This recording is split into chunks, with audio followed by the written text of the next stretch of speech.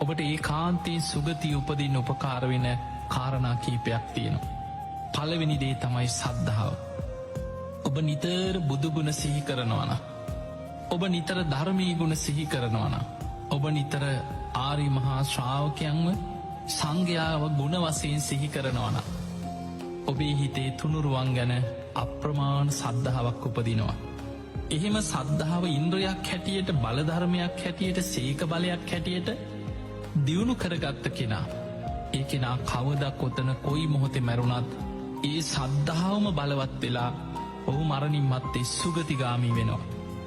පිංහතුනි දවසක් දෙවිවරු පිරිසක් දිවිය ලෝකෙ සතුටු එමින් ප්‍රීති ගෝසා කරනවා. දෙවිවරු බුදු කෙනෙක් පහළ වෙනකොට බුදුන් සරණ යන අය නිසා දිවිය පිරිස වැඩි වෙනවා කියලා දෙවියන් ප්‍රීති ගෝසා කරනවා.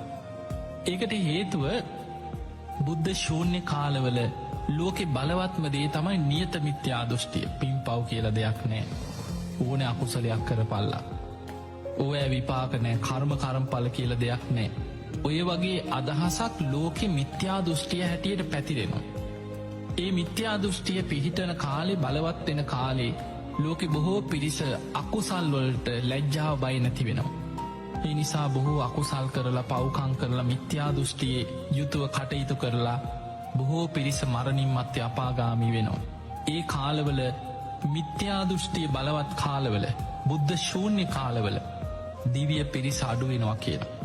හැබැයි බුදුවරු පහළ වෙනකොට මිනිස්සු සද්ධාව ඇති කරගන්නවා, සිල් ගුණ දහම් රකින්නවා, දන් දෙනවා, පින් කරනවා, කර්ම කර්මඵල විශ්වාසය ඇති කරගන්නවා, මෙලෝ පරලෝ